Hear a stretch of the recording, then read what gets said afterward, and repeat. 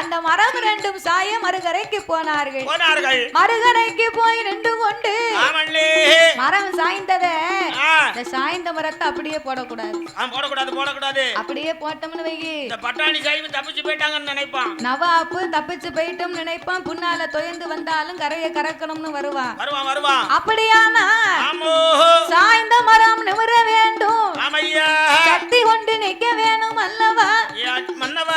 அவ தெய்வத்தை மனதில நினைத்து கலிங்க கோனார் திருமகள் கன்னிப்பெண் மறுபடியும் வாக்குரைத்தார்.